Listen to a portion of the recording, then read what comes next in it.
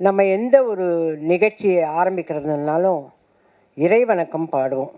நான் இப்போ இறைவணக்கம் பாட சொல்லலை. ஆனால் நான் இன்னைக்கு உயிரோட மறு ஜென்மம் எடுத்து இங்கே நிற்கிறேன் உங்கள் முன்னாடி எல்லாம்னா அதுக்கு காரணமாக இருந்தவங்களுக்கு இந்த தருணத்தில் நான் நன்றி சொல்லுவேன், கடமைப்பட்டிருக்கேன். ஏன்னா இன்றைக்கி எனக்கு தெரிஞ்ச நிறைய மீடியா பீப்புள் எல்லாம் வந்திருக்கீங்க.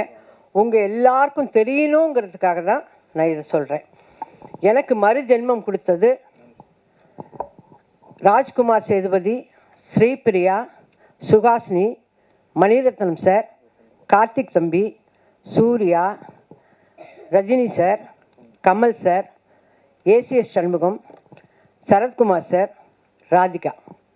இவங்க அத்தனை பேரும் பல லட்சங்களை, 1-2 இல்லை, பல லட்சங்களை போட்டு எனக்கு மறு ஜென்மம் கொடுத்துருக்காங்க. அவங்க மறு ஜென்மம் கொடுத்தனால தான் இன்றைக்கி நான் உங்கள் முன்னாடி நின்று பேசுகிறேன். அவங்களுக்கு இந்த தருணத்தில் நான் நன்றியை தெரிவிச்சுக்கிறேன். ஏன்னா இதெல்லாம் என்னுடைய அன்பு சகோதரர்கள் மீடியா பீப்புளுக்கு தெரியாது, அவங்களுக்கெல்லாம் தெரியணுங்கிறதுக்காக தான் நான் இதை சொல்கிறேன். அதே மாதிரி இப்போது கான்சிட்டி 25வது நாள். நான் நடிக்க வந்த காலத்தில் 25 வாரம், 50 வாரம், 260 நாள், 365 நாள் இப்படி படங்கள்லாம் போச்சு. அப்போ தான் எங்களுக்கு கூப்பிட்டு ஷீல்டெல்லாம் கொடுப்பாங்க. அது இருக்குது நிறைய. இப்போ 25வது நாள். இந்த 25வது நாள் வர்றதுக்கு காரணமே நீங்கள் எல்லாரும் தான். உங்கள் எல்லாருக்கும் தான் நான் நன்றி சொல்லணும். நானே நிறைய யூடியூப்பெல்லாம் பார்க்க மாட்டேன். இதை பார்க்கும்போது இங்கே வந்தவர் ட்ரெய்லர் ரிலீஸ் ஆன அன்றைக்கி வந்த ஒரு யூடியூப்கார் சொல்கிறார், நான் பார்த்தேன், அது நல்லா இருந்தால் படத்துக்கு போவோம், இல்லைன்னா வேண்டான்னு இருந்தேன். ஆனால் படத்துக்கு போய் உட்காந்துட்டு வெளியிலே வர முடியல. அந்த அளவுக்கு அது அவ்வளோ இன்ட்ரெஸ்டிங்காக இருந்தது. அந்த படம் ரொம்ப சூப்பராக பண்ணியிருந்தாங்க அப்படின்னாங்க. நிறைய பேர் சின்ன சின்ன ஆடியன்ஸ் எல்லாம் கேட்குறாங்க. இவங்க எல்லாருமே ஐயோ ரொம்ப நல்லா இருக்குங்க, ரொம்ப நல்லா இருக்குங்கன்னாங்க. நிறைய வருஷத்துக்கு அப்புறம், நிறைய வருஷம், அதாவது அருணாச்சலம் இதெல்லாம் முடிஞ்சதுக்கப்புறம் வடிவக்கரசியம்மா இதில் நல்லா பண்ணியிருக்காங்கன்னாங்க. ஐயோ நான் திருப்பி படிக்கிறேன். எதோ மறந்தா போல போய் எழுதிச்சு அந்த பிள்ளை அப்படின்னு சொல்லிட்டு திருப்பி படிக்கிறேன். அந்த மாதிரி அவ்வளோ சந்தோஷமாக இருந்தது. சரிங்க, ஒருத்தர் நல்லா நடித்தார். நான் இதை கேட்டுடுறேன், கோச்சிக்காதீங்க யாரும். நீங்கள் எல்லோரும் யூடியூப்பில் வடிவக்கரசி, யோகி பாபு நல்லா நடித்தாங்க, இவங்க நடித்தாங்க, அவங்க நடித்தாங்கன்னு எல்லாம் சொல்கிறீங்க. ஓகே, இவங்களுக்கு வேலை கொடுங்கன்னு ஏன் எழுத மாட்டேன்றீங்க, சொல்ல மாட்டேன்றீங்க? அந்த காலத்துலையாவது தினத்தந்தியில் ஒரு வழி எழுதுவாங்க, இவர்களுக்கு நல்ல எதிர்காலம் இருக்கிறது அப்படின்னாவே ப்ரொடியூசரோ டைரக்டரோ அதை படித்தா ஆஹா அப்போ வடிவக்கரசின்னு ஒரு நடிகை வந்திருக்கு, அதுக்கு வேலை கொடுக்கலான்னு வாங்க. ஆனால் நீங்கள் எல்லாம் அந்த ஒரு வார்த்தையை சொல்லுங்களேன் தயவு செஞ்சு. நீங்கள் சொல்கிறீங்க இந்த தேங்க்ஸ் மீட் முடிஞ்ச உடனே உங்களோட யூடியூப்லலாம் வடிவக்கரசி நல்லா நடிச்சிருக்கு, அதுக்கு நீங்கள்லாம் வேலை கொடுக்கலாம் அப்படின்னு எழுதி எனக்கு வேலை வாங்கித்தாங்க. ஏன்னா எங்கள் டைரக்டர் கொடுக்குற மாதிரி தெரில, அவர் போயிட்டார் ஷூட்டிங்க்கு. இதில் கான்சிட்டியில் நடித்த Yogi Babu sir super busy, அவர் ஆல்ரெடி பிஸி. தம்பிக்கு 4 படம் வந்திருக்கு. தம்பி நம்ம அர்ஜுன் தாஸ் தம்பி ஆல்ரெடி ஈசிஆரில் செட்டு போட்டு அங்கே பாட்டு பாடின்னு இருக்கார். ஓகேவா? இதெல்லாம் கேட்குறேன், நான் கேள்விப்படுறேன், எல்லாரும் இருக்காங்க. நான் என்ன பண்ணுறேன்னா வீட்லேயே உட்காந்துருக்கேன். வீட்லேயே உட்காந்து யூடியூப் எப்படி ஆன் பண்ணுறதுன்னு நல்லா கற்றுன்னு இதெல்லாம் பார்க்குறேன். அதுதான் நான் கேட்குறேன். எல்லாரும் சொன்னாங்க, இந்த தம்பி சொல்லிச்சு, அம்மா நீங்கள் சூப்பராக ஆக்ட் பண்ணியிருக்கேன். கரெக்டு கண்ணு, ஆனால் ஒரு படம் கூட வரல இன்னும். எனக்கு வேண்டியது வேலை. எல்லோரும் நீங்கள் இந்த படம் முழுக்க வந்துட்டீங்க, அதனால் உங்களுக்கு 5 நாள் வேலை கொடுக்க மாட்டேன்னா நான் எப்படி சோர்த்துன்றது? 5 நாள் வேலை கொடுக்க மாட்டேன், 3 நாள் வேலை இந்த ஈபியை கேட்டால், அம்மா நீங்கள் 10 வருஷம் அக்ரிமெண்ட்டில் இருக்கேன். என்ன அக்ரிமெண்ட்டு? நான் என்ன சொல்கிறேன், அக்ரிமெண்ட் இருக்குல்ல, மாதம் ஆனால் எனக்கு சம்பளம் அனுப்பிடு. அதை செய்யுங்களேன். மாதம் வடிவக்கரசி அம்மாவுக்கு சான்ஸ் கொடுக்குறோமோ இல்லையோ, சம்பளம் மட்டும் அனுப்பிடுவோம் அப்படின்னு செய்யுங்க. விசு சார்லாம் அப்படி தான் பண்ணார். விசு சார், வி சேகர் சார்லாம் எங்களுக்கு மாதம் சம்பளம் அனுப்புவார். அந்த மாதிரி பண்ணிங்கன்னா சந்தோஷப்படுவேன். மியூசிக் டைரக்டர் வந்தார், அம்மா நீங்கள் நல்லா எல்லாம் சரிப்பா எனக்கு வேலை கொடுங்கய்யா கொடுத்தாதானே நான் ஃபர்தராக நடிக்கிறது. இப்போ ஹரிஷ் சார் வந்து இந்த அம்மா ரஃப்பாகவே பேசுவாங்க, அப்படியே பேசுவாங்கன்னு எல்லாரும் நினச்சிருந்தது உடைச்சிட்டார். இல்லைங்க, அந்த அம்மா காமெடி கொடுத்தா கூட பண்ணுங்கன்னு சொல்லி ஹரிஷ் சார் உடைச்சார். அந்த மாதிரி நீங்கள்லாம் வேலை கொடுத்தாதானே நான் செய்வேன். நான் வந்தது வந்து உங்களுக்கு தேங்க்ஸ் சொல்கிறதுக்கு மட்டும் இல்லை, உங்கள் மூலியமாக எனக்கு வேலை வரணும். அதுக்கு தேவராஜ் சார் சும்மா ஷூட் மட்டும் பண்ணாதீங்க, வேலை வாங்கித்தாங்க எனக்கு. புரியுதா? நீங்கள் நடிக்க வந்துட்டீங்க, நான் என்ன வேலைக்கு போகிறது? எழுதுகிற வேலைக்கு போவேன் நான்? முடியாதுல்ல. அதனால் வேலை வாங்கித்தாங்க.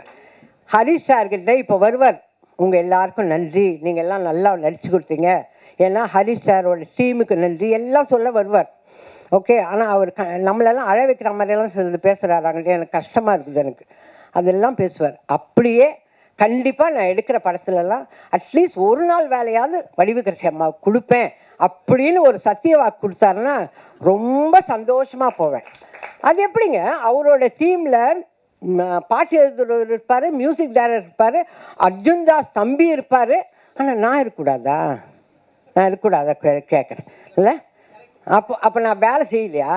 அப்போ நல்லா செய்யலையா? சும்மா சொல்கிறீங்களா? என்னை கூப்பிட்டு வந்து உட்கார வச்சு, சரி இந்த வயசான காலத்தில் இதுக்கு இதையாவது நிம்மதி இருக்கட்டும்னு சொல்கிறீங்களா? நான் நல்லா நினச்சேன்னு உங்கள் மனசாட்சிக்கு தெரிஞ்சால் எனக்கு வேலை கொடுங்க அண்ணாச்சி. நீங்கள் போகிற இடத்துக்கும் எனக்கு வேலை வாங்கி கொடுங்க அண்ணாச்சி. சும்மா நீங்கள் குழந்தைங்களோடவே இருந்தேன் இப்படி. நான் உங்களோட நடிச்சிருக்கேன்ல, நான் நல்லா தான் நடிப்பேன். ப்ராம்ப்டிங் வாங்காமல் நடிப்பேன்ல. போதும். இந்த ஈபி மாதிரியே சொல்லாதீங்க. அந்த ஈபி அப்படி தான் சொல்லிகிட்டு இருக்கு. அந்த மாதிரி சொல்லாதீங்க. எனக்கு தயவு செஞ்சு வேலை வாங்கி கொடுங்க.